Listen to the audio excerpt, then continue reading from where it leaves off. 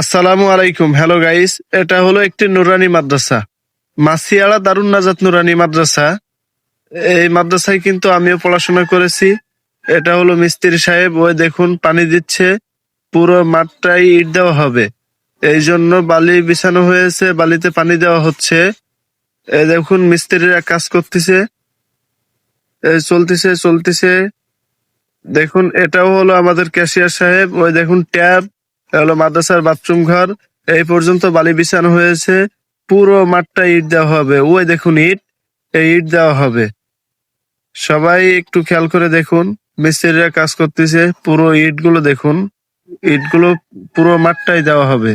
সবাই দোয়া করবেন যেন মাদ্রাসাটার কাজটি দ্রুত সম্পন্ন হয়ে যায়।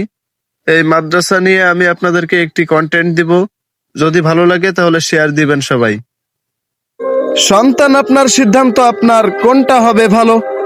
ধর্মীয় জ্ঞান থাকলে পরে ছড়াতে পারবে আলো। কুরআন হাদিস থেকে আপনার সন্তানকে রাখবেন যত দূরে, ততই সে নষ্ট হবে বুঝবেন কদিন পরে। তাই সময় থাকতে সচেতন হন, অনুরোধ করলাম ভাই। নুরানি মাদ্রাসার শিক্ষার উপর কোনো শিক্ষা নাই।